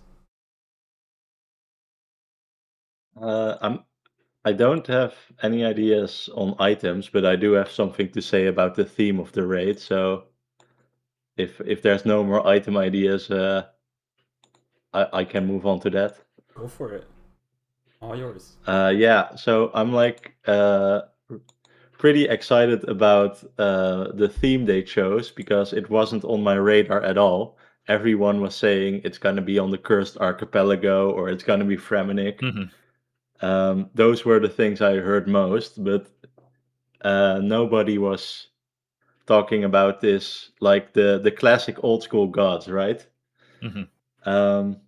And one thing I really liked is that they went with the that Gothic's Archive Guardian design. It's kind of based on one of these very old school CGI things they used to post on the website way back in 2007. I'll like post an image in the LogCast channel, but this weird skull with these strange strands of hair, this is Gothix as they envisioned him like way back in 2006. It's way different from what he ended up looking like in RS3. You can even like see some depictions of him during while Gothix sleeps on the door. You have like this skull with dreadlocks. And Mod Jerv made like a year or so ago made this artwork that was supposed to be a modern day old school revision of this idea, which is like Gothix with all these branches coming from him. And you can sort of see how they took that design and made it into one of these bosses with the Archive Guardian, I think it's called. So I'm kind of excited about the theme. the other one that they mentioned was Ezekiel, which is like one of those new Justiciars. So I'm wondering if all the bosses are gonna be like in God themed. If we're gonna see a Zami boss as well, or maybe a Zeros boss. That would be pretty neat, I think. They've still got stuff going on with Zeros, right? So that could be one that would potentially make sense to Yeah, expand and I more. think like in lore, Sliske has like his finger in every pie, you know? He always is like working from the shadows, trying to stay on top of things. So I don't know. It feels kind of refreshing to go back to the original RuneScape story in that sense, because a Fremnik raid would have felt like uh, I don't know, something entirely new story wise, and especially with the vampire questline coming to an end. Like, there's not a lot of big stories going aside from Margerat and the Stone of Jazz stuff.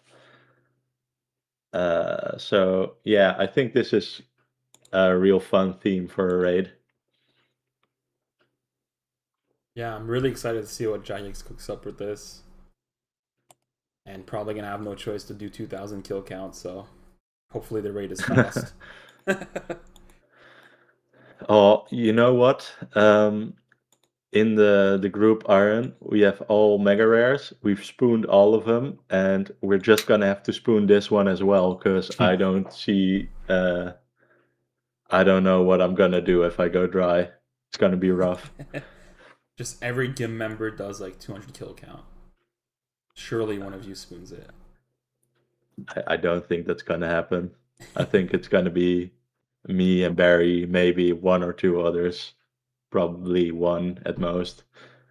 Yeah, I'm excited to see what they come up with. Group Iron wise, it's also a bit exciting to see what gear it's gonna require. Because if Scythe is heavily used, we'll have to get another one of those. But I guess we have roughly a year to prep, so yeah, gotta get working there.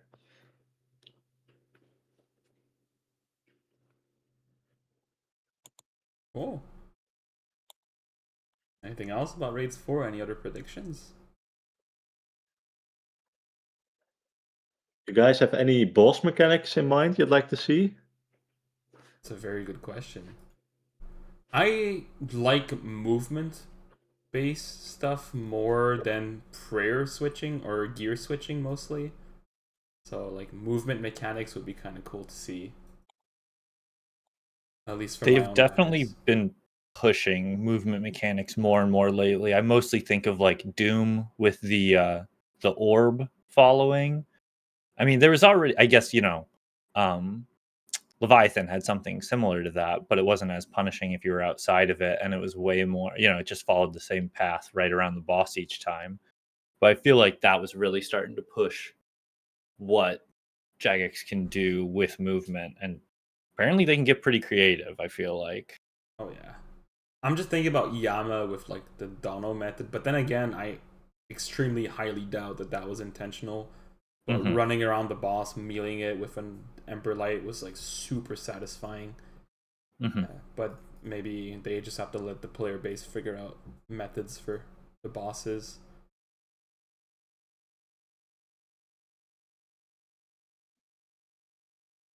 Cool. Okay. I oh, oh I'll go I was for it. going to say, the one thing I don't want to see is I don't want to see all of the mistakes we saw with Toa. I think High Invocation Toa is mentally draining, whereas Tob is a difficult raid. And there's a reason like so many less players have done Tob in comparison to the people who have done Toa, and I don't think it's just because of entry mode. I think it's because the barrier to entry to the learning is different. But I also think that Tob, once you learn it, like when you're learning Theater of Blood, I feel like there's so many things you're like, oh my god, I can't believe this killed me so fast. But as you get better, you realize, wait, like nothing here can insta kill me. I can goof off and I can have fun. But Toa, High Invocation Toa, there's so many things that no matter what you do, Like if you goof off and you try and PK somebody, there's a high chance that you just 100-0 them, like pretty quickly. So there's a lot of things that just like kill you very, very quickly in Toa. I don't want to see that again. I want like repeated mistakes to be more punishing in the new raid instead of just a single mistake being the entire end of your run. If that makes sense. To be No, it fair, makes isn't that sense. you're comparing High Invocation Toe, which I would think would be more like hard mode Tob than regular Tob. I still don't think hard mode Tob is like this super I mean, outside of That is Big still Nilo Versic, boss. but likely true. yeah, Nilo boss can be pretty gnarly too. I mean, if you look at people not knowing how to move, but I don't know. I still think even if you compared hard mode Tob and High Invocation Toa as like 500s, I just think I don't know. Toa pisses me off. I don't know how to explain it other than that. There's something about that raid that just doesn't feel fun, and it feels draining that I never ever felt in Tob. And it's I probably think partially for the bubble me- runes too. Toa, the issue is that it's basically just a click, move one tile, click, attack boss. Click, move one tile, click, attack boss. And it's just like a very repetitive cycle where you can't really take your eyes off the screen for more than 5 seconds before you plank. So it is hard to explain. It requires a lot of attention without the depth that keeps that attention fun. Yeah, that's well said. Like I can pog tank around Verzik all fucking day, but tell me to do like Toa Wardens every 3 ticks, click, click boss, click one tile, click boss, click 2 tiles, click boss. That's just too draining. I don't know. I struggled with Toa. I'm actually shocked I was able to greenlog it, to be honest with you guys.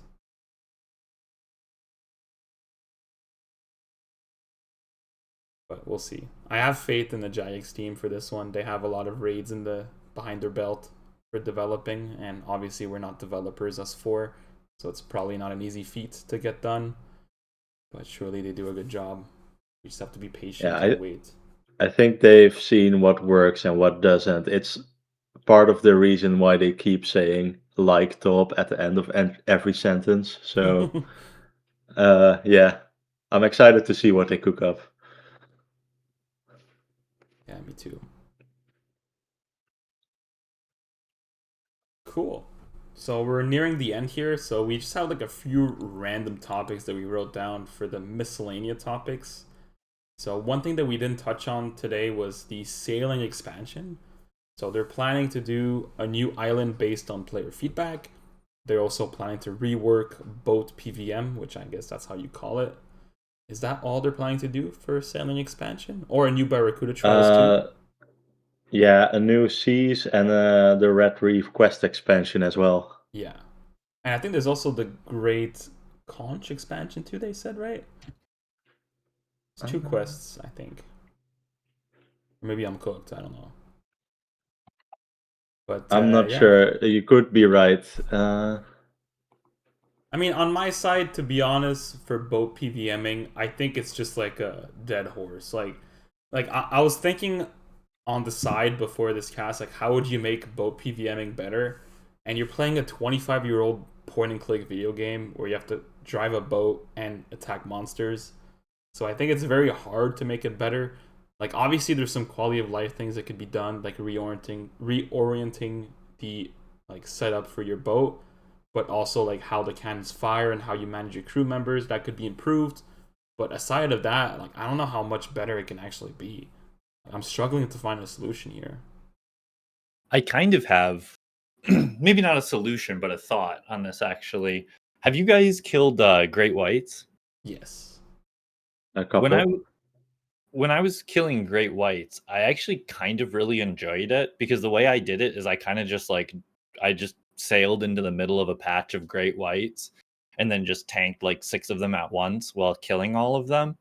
And it actually I really enjoyed it because it's less about fighting and more about managing your crew, where you constantly have to, tell your guy to start attacking a new shark and then maybe reposition yourself a little bit, harvest other ones, you attacking when you can, repair your ship.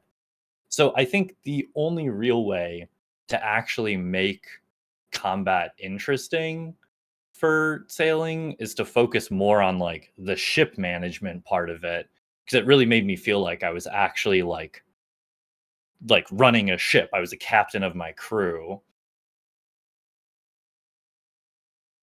Hmm. I basically Yeah. did like one of the safe spots, and I would have one crew attack one shark, one crew attack the other shark, and I would kill the third shark, and then I would just manage my crew around that. But Yeah, that's what I did as well. I do think the little buttons for which crew tracks what are a bit tedious. I did see that they basically wanted to implement something more along the lines of auto retaliate to have your crew uh, oh, s- be able to self-assign targets. I did also see some player demos of people like messing around in their own. I don't know if it was a private server or like a Unity project. I have no idea. But there was this one demo. I forget who it's by. Um, he just placed the Leviathan in the middle of the deep ocean. He made like I think a priest crewmate, and the priest crewmate would make your own prayers count as your boat prayers. Um, and he actually made Leviathan sort of work on water. You'd have to like use your wind to quickly dive behind a few rocks when he does the like massive smash, and your prayers would work. It it does look like if they play their cards right, it can have some depth. Um, but it's uh, in my personal opinion, I think the cannons should kind of be something like a dwarf multi-cannon in that it's just supplementary. It's not like your main combat method. Because I think if it's gonna be your main combat method, you're like you don't really have the historical depth of all the gear we already have. So it's gonna be more superficial because of that. Um, and that's why and like the cap damage also just feels bad, right? yeah. But at the same time, though, if you're focusing more on damage from your character as opposed to damage from your ship, isn't that just going to be worse PVM because now you're just doing the same PVM, but you're sliding around on a boat that's really hard to control? I guess maybe, but there could still be sort of there's like another layer there because you have the ship management, you have your own health, and you have the movement on the boat as well as the movement off the boat. So, uh, like, I'm not quite sure how the boss would have to look, but I do think there's something there you could do. I don't know, man. I'm just thinking for myself right now. If there was a boss on the water with a bow you have to manage, that does not look fun. Like grinding the krakens and the sharks was okay, but grinding a boss on a boat, that looks harsh, man. Oof. Not looking forward to that personally until hopefully the quality Yeah, of lives drop. It's I don't awkward think too. they should fully invest in it, but it would be cool to have them try one proper boss on it. Yeah, as long as it's not like a freaking harsh delve level boss. If it's like a simple boss, then I'm sure it'll be fine. But Something mid tier. yeah, endgame would probably not work well. I think that would be very annoying, at least from my perspective. Maybe I'm in the minority. I feel like maybe more of a like I mean not actually like a fire cape style thing, but more of like a wave based event would work better because like I said, I just find that I think fighting multiple enemies on the sea is a lot more interesting than fighting one big enemy, especially with how cannons are positioned. So I That's feel true. like if it's just one single boss that you're fighting, it's super awkward trying to like do movement and manage your cannons trying to shoot them.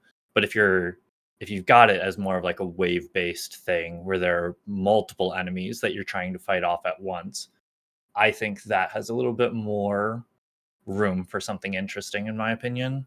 That's true. Because I'm just thinking about if there's one big boss, like the meta would be to just point your boat towards the boss and just jiggle your boat to get both cannons to fire, and that's That's it. the main thing I was thinking. that's I'm literally like it. the whole boat wiggle is like so It's bad. so Yeah, I annoying. think they either need to up the range or lower the range because it's in a really annoying spot right now. It's it's just possible enough that you feel like you have to do it.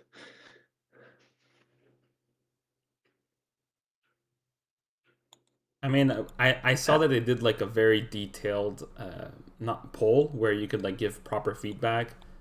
I didn't really submit that properly because I didn't really sit down and think for hours on how to respond. But hopefully, from that alone, I'm sure they got really good feedback from the player base, and we'll see what they cook up for updates in the future. I personally already finished boat PVMing all the collection logs from it. I got thankfully very lucky, which was nice. But hopefully, it's better for the future for the next release of whatever new content we get with this expansion. Someone mentioned, I don't know, I don't remember if it was you, Eric, that they're gonna be adding a new Kraken that drops the ink and the dragon barrel. Was that you? Uh, I sent it to Barry. So maybe it was I Barry. did see that though. They were mentioning how the dragon barrel is kind of rare and it's only from salvaging. So they wanted to propose a more active way to pursue it. So they are gonna recolor the Kraken one more time.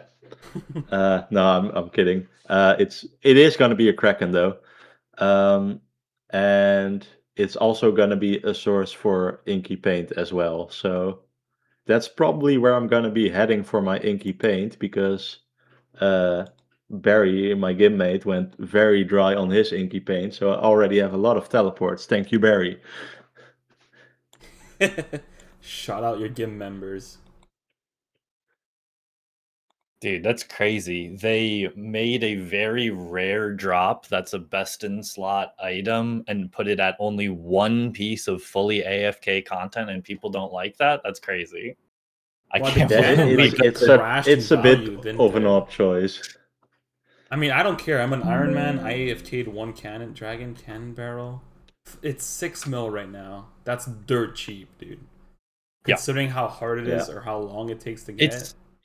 It's funny because I had assumed that half the reason they made them so rare was to try to help them retain value, but then salvaging's just so AFK Yeah, it's that crazy. people just only salvaged anyway, so they still weren't worth anything. Like Salver's paint is like a mil or something, I think. Well, I'll say it and I've said it again, and I think I'm quoting Swerve here, but salvaging saves sailing. Like salvaging is so good. I fucking love it. It's great.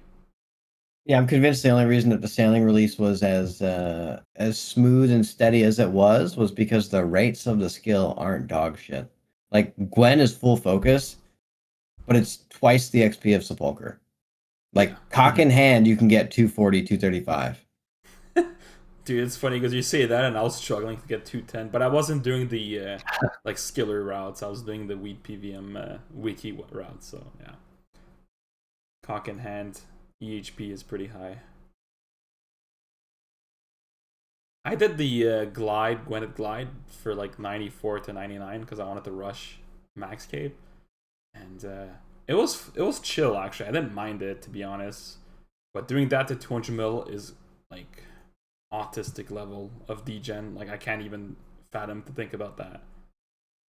It's crazy. I think no matter what you do to 200 mil, it's mildly an autistic level of degen. That's a valid mildly. point. Yeah. And let's just Just say get what that it out of the is. way. Yeah, I don't know. I think sailing's XP rates are good. I think that full blown AFK method. What is salvaging? Like what is it like 130k an hour? Like 110k or what I was I told. say I think it's Okay. closer to like 100. Yeah. Okay, that's still way too high for a full blown AFK method. I think VM, like Most VM is a good AFK-able point thing. of like having to pay attention and getting a mildly like I wouldn't say AFK, but just low APM, good XP. I think VM is probably like the perfect balance in my opinion. I wish salvaging was more like that. Like there was some level of pay attention, but I don't know. It's I don't think it's that big of a deal. I'm 99. I remaxed. I don't really care anymore. Yeah, me too. Killing 300k ice fiends has taught me just how AFK something can be in RuneScape, and salvaging is even more AFK than that because you don't even need to pick up items. So it's like it is actually probably like the most AFKable thing you can do for like longest time. You can walk away from the screen and still get XP. So I did my Dragon Cannon fully while I was working. I would Chrome remote desktop to my computer every 30 minutes, clean whatever salvages I got from my crewmates, and then just close my phone for 30 minutes. And it was great. I love that grind.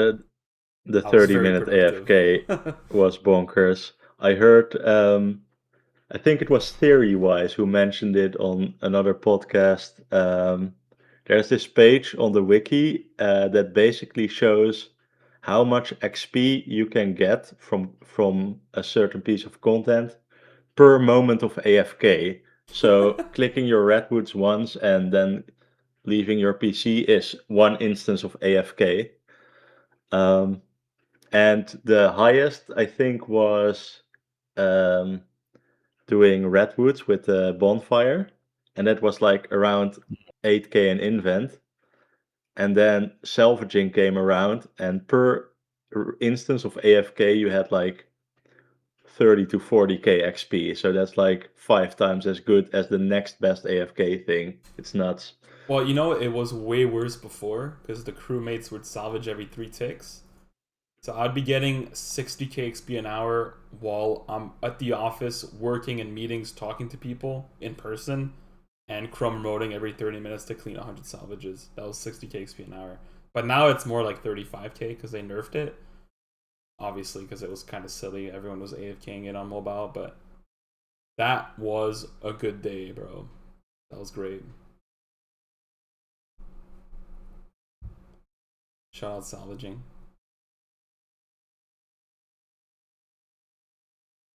Cool. Any other topics you guys want to bring up at the last minute? Any agendas you guys want to push? Hard clues? They or... mentioned they shelved the plugins for the official client, so that's something interesting. Can you expand on that? They shelf, like they decided to stop working on the I idea. think they just put it on hold. Mm. I don't think that it's officially canceled, but they're not working on it anymore. Let me double check this before I'm spreading Oh wait, didn't they misinfo. say in the past that they wanted to allow players to build plugins on the official client? That's what Yeah, you were that's what talking I'm about, right? saying. Okay. They put that on hold. Yeah, we made the decision to put a pause on our API project. They're prioritizing some major technical work first. So I feel like that's they probably have a good reason for it internally, but it does feel like a step in the wrong direction because I thought they were like trying to uh, slowly but surely over the years get people on their client again. And the API project is like a big part of that. So without that, I just don't see it happening. Well, for me, the way I saw that was their like secret agenda to bring people back to their clients so they can take control over botting. That's like the main Mm-hmm. advantage of it. But if people can't develop their own plugins, then that's very GG. There's no way Jagex can develop plugins better, and no offense, better and faster than what the RuneScape player base can do on their own from RuneLite. So, rip. Maybe they're gonna bring Yeah, it back in the yeah, future though, but we'll see. Maybe they have other could be. priorities.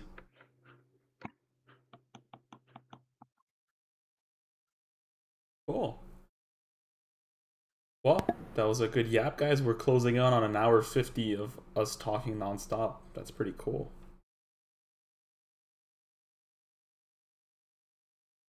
Yeah, I had fun. Yeah, hope you We guys. do a Good little chat. yapping. I We do a didn't. little yapping. Man, I wonder like if Oh you no. gave me a bunch of beer and you gave me a bunch of like clue related topics, like how long could I make a podcast? Like could I hit like 8 Until you fell hours? asleep from drinking, yeah. So like 4 hours then if I fall asleep from drinking. You could make it 1 hour. We should do that with like a bunch of guys. We just take a sip every like certain thing that happens. Like okay, imagine this. Okay, JT, let me just cook. Let me cook for a minute here. We invite Wiki, and every time Wiki says the word Iliklu, we each take a shot, and we see how far we can make it through the podcast. Oh, you said you're trying to go for hours, man. Yeah, like, what is It'd be this? over in like 10 minutes. Every time LGR tries to do math on something obscure and weird, you have to take a shot. Oh, you guys are fucked. That's GG. Man, I actually like. Okay, shit, you're gonna have to take a shot here, JT. But I did like a sheet where I calculated the odds of getting 10 bird eggs from one single birdhouse, and like, I don't know, man, I'm cooked. I don't even know how to say this number out loud. 37,000 billion. 1 in 37,000 billion to get 10 bird eggs from one redwood birdhouse. Thoughts? Camping online? Wait, how many zeros is this? I might actually know the number. Wait, 3, 6, 9, 12, You guys need 15, help. 18, 21, 22 zeros. Well, 22 37 zeros. and 21 zeros. I don't know. I can go up to quintillion, but afterwards I'm fucked. I have no idea. I know. I just know I'm sticking to forestry events.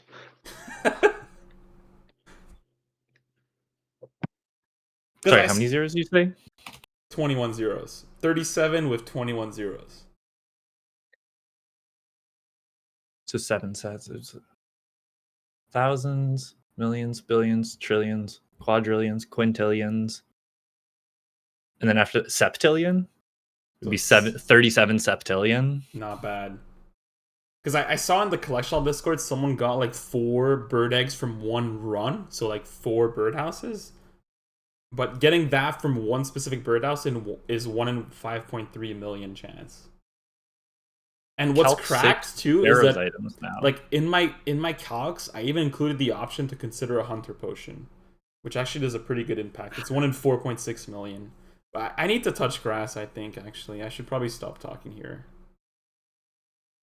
Yeah, I'll stop talking. Dude, sometimes I go through all my spreadsheets tracking all the different stuff that I track, and I'm like, why do I do this?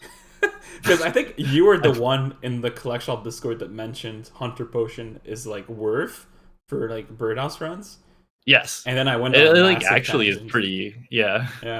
No, but I calculated for irons back in the day, and as long as you save, as long as you don't lose 4 takes, like collecting the hunter potion, it's worth for mains. But for irons, it's obviously not worth because you gotta get the secondary and you gotta make the potion and all that. So don't get me started about how everybody should bring a 5th clockwork on their birdhouse runs. Every time I see somebody do a birdhouse run, I'm like, why aren't you bringing another? Yeah, exactly. It's That's like, why aren't you bringing another save. clockwork? You gotta start building the next clockwork as you're running to the next. Wait, surely everybody does that though. There's no way people only disassemble and then rebuild. Well, no way. Why do you think they added the option to one-click reset birdhouses? Because people don't make birdhouses. They just have it auto reset for them. I hate this moment. I hate this moment of knowledge that I just gained. That's your fault. You talked about math in front of me. You shouldn't do that. So you guys do your birdhouse runs. You make Barry do yours? What the hell, Eric? I still do one occasionally. Just even though I'm a main, it just feels good. I do them too. I don't know why. They're just fun. It's like satisfying. Do you guys remember back in the day doing a birdhouse run and getting like 16 nests in your inventory? Yes, sir. I felt like Christmas every single time I got a god egg every single time. Bro, I did 4,000 or 5,000 birdhouse runs before god eggs were added to birdhouses back in the Iron Man days. That was pain, and I use all my redwood logs too. So when they added bird eggs to birdhouses, that I had no more redwood logs. I got spooned though, thankfully, so it didn't really matter. But still, no wonder you have such bad waiters win PTSD, man. Yeah, massive PTSD on that. I feel like everybody's at a certain point. Every clogger's got a story like that. It just happens eventually. All right, tell me right now, what's the biggest waiters win moments right now that you I'm should still. expect? Oh, that's coming up. That's coming up, yeah. Elite clues have to get better. I swear to God, there has to be a 4 elite clue per hour method that's not horrible that comes out eventually. Surely. I'm not even saying within the next year, but like, I don't know, 5 years down the line, surely. Okay, how about you, Eric? I'm thinking. I'm not quite sure. I initially thought you were gonna say the biggest waiters win you had, and for me that's probably like the Trouble Brewing buff. But as for the ones that are still coming, I don't know. Probably some sailing thing is gonna get halved, surely. For me personally, it's Corp. I think we're gonna get like multiple Corp Mm-hmm. one day. Actually, For that is irons, at one that least. I'm holding off on because I assume there's going to be some rebalance there that makes it not super bad. But also for mains, like if you boost it, obviously it's really fast. For mains, you You should said get that done ASAP before, in case. Yeah, I But just it, don't gonna want to be, you pay. need What the is it like? GP 2 though. mil an hour or 2 mil a kill? Yeah, it's 2 mil an crazy hour. I wish. expensive. Freaking nuts. You gotta have the money for that.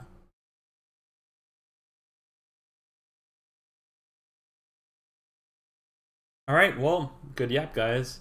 Any final words before I click stop recording? 2i for host. No problem. Yep. Guys, do not Thank you, forget to LGR. go yeah. Thank you for subscribe to having me. Camping on Online, and he opens every Monday 500 hard caskets for you guys, specifically for and you. if you like listening to me yap, I started a second channel, Campin' on Live, where I post the VODs of the clue openings and a ramble every week about opening clues and whatnot. Oh, that's kind of cool. I like rambles. You gotta send me that. Will do. All right. Anything else, Eric? I have nothing to promote really, so nothing from me. Dude, this was like the perfect moment to flame Barry, and you just screwed up. You missed it. Well, I'll just have to do that another day then. All right. Well, on that note, thanks for watching, guys. I hope you guys enjoyed this long 2 hour yapping about the Winter Summit. And This video was brought to you by Manscaped. I'm sorry. this video is brought to you by Temple OSRS. I'm just... No. All right. See you guys. Take care. Ciao.